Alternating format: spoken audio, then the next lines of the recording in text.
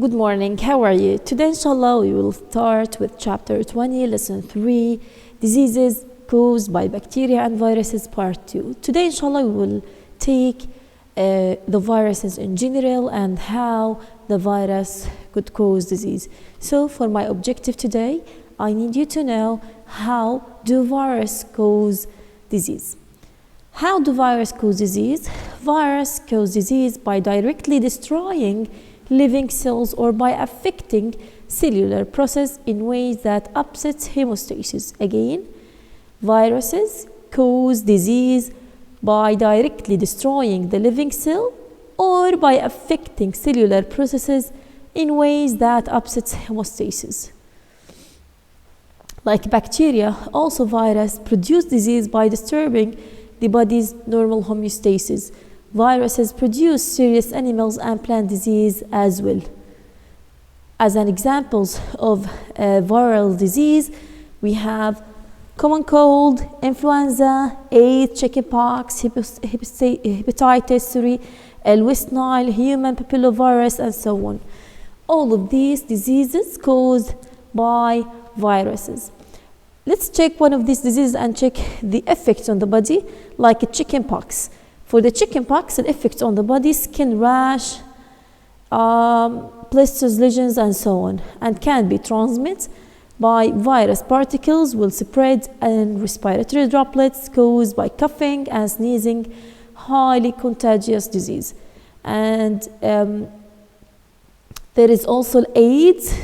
For the effect of the AIDS on the body, it will attack the helper T cells, which are needed for normal immune system function, and at the same time it can be transmitted with contaminated blood or bodily fluids. Okay, the common cold, which is right now common, sneezing, sore throat, fever, headaches, muscle aches, and so on, and can be transmitted by contact with contaminated objects, droplets, inhalation, and so on. This is an example on the viral disease. Let's check the disease mechanisms. In many viral infection, viruses attack and destroy certain cells in the body, causing the symptoms of the associated disease. Poliovirus is an example. Destroy cells in the nervous system, producing paralysis. So poliovirus produce paralysis. Other viruses cause infected cells to change their patterns of growth and development, sometimes leading to cancer. Some of the viruses lead to cancer because it will affect the pattern of growth and development on the cells. How we can prevent viral disease? We can prevent the viral disease by vaccinations. So many vaccinations have been developed in the last 3 centuries, and we are right now taking many vaccines from the birth till time. Okay, before 1 month, 2, 3 months, many of the populations right now is vaccinated against COVID-19.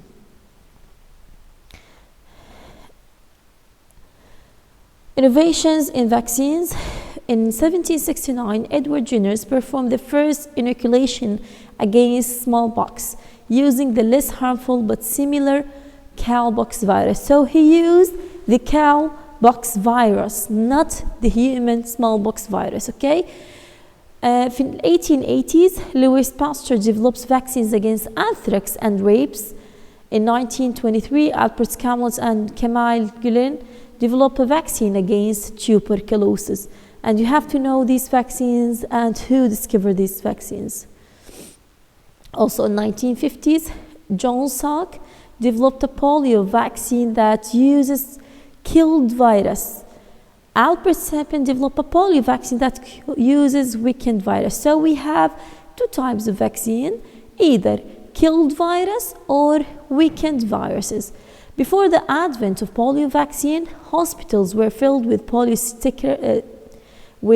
polio children in machines called iron lungs, which help them to breathe. Okay, but after the vaccine, everything is changed.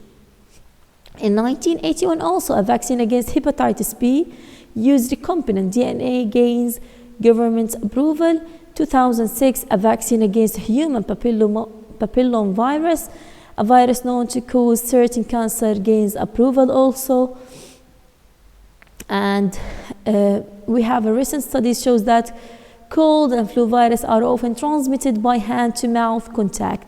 So either we can prevent the viral infection by the vaccine, or if the virus is highly mutated, we can prevent the viral infection by the hygiene. Okay?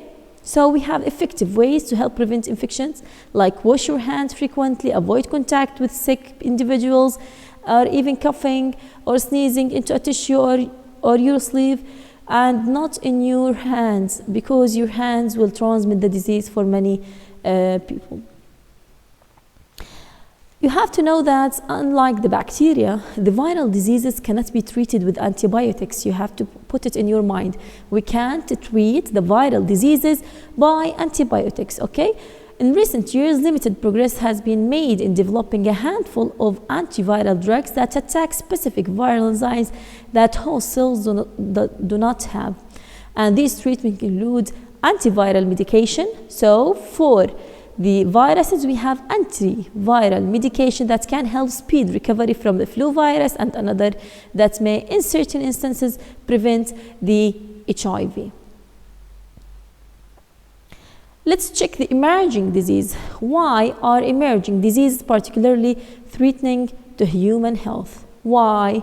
Because the pathogens that cause emerging disease are particularly threatening to human health, because the human population have little or no resistance to them, and because methods of control have yet to be developed. So there is no resistance against these diseases, and till now there is no control against these diseases. Unknown disease that appears in a population for the first time, or well-known disease that suddenly becomes harder to control, is called emerging disease. So again, what you mean by emerging disease, you have to memorize this information. An unknown disease that appears in a population for the first time, or a well-known disease that suddenly becomes harder to control. So this is the emerging disease. As you can see here in the map, we are talking about specific emerging diseases have broken out in recent years. When we say broken out, it's appeared suddenly. So there is new diseases, as you can see here. In Africa, Ebola. Here we have SARS. Here we have MRSA. Here E. coli also. Here E. coli. So diphtheria here in the south of Asia. So there is many diseases that called emerging disease because it's appeared suddenly. High-speed travel means that the person can move halfway around the world in a day. So half-speed travel, that a person can move halfway around the world in a day. Huge quantities of food and consumers goods are now shipped between regions of the world that previously had little contact with each other. So we can say this is a cause of emerging disease, because when we transport some of the food, we can transport also the emerging disease. Because of their sudden appearance and resistance to existing control methods, emerging disease are of a particular concern. So deeper understanding of the functions of the molecular structure and the genetics of bacteria and viruses will be one key to defending against these emerging diseases. As an example, superbug. When first introduced in 1940s, penicillin, an antibiotic derived from fungi, was a miracle drug. Patients suffering from life-threatening infections were cured almost immediately by this powerful new drug. Within a few decades, however, penicillin lost most of its effectiveness, as have other more current antibiotics. So this is a culprit is evolution. Also, we have physicians now must fight superbugs that are resistant to whole groups of antibiotics. So superbugs will be resistant to many types of antibiotics. So we need to find a way to fight these superbugs. and that transfer drug resistance genes from one bacterium to another through conjugation. So we are trying, or the physicians are trying to find the superbugs and at the same time to prevent the transfer of the drug resistant gene from one bacterium to another by conjugation. This is the MRSA, MRSA. The MRSA, which is the methicillin resistant Staphylococcus aureus. MRSA, MRSA, methicillin resistant Staphylococcus aureus, which can cause infection that are especially difficult to control. So MRSA skin infections can be spread by close contact, including the sharing of personal items such as athletes' gear, and are especially dangerous in hospitals where MRSA bacteria can infect surgical wounds and spread from patient to patient. So one of the main superbugs is MRSA, because MRSA has many species which is already resistant to many antibiotics. So once it affects or once it infects one of the persons, it could spread from one patient to other, and this is a dangerous superbug. Infection by MRSA can be very serious or fatal for people in hospitals and nursing homes who have weakened immune systems. As you can see in the table, we have an incidence of the MRSA in 1993. It caused hospital causes reported in 1993, 900 causes. Compare it with 2005, 368,600. So this is the difference between 1993 and 2005 hospital causes reported. We have new viruses. What do you mean by new virus? Do you know what we mean by new viruses?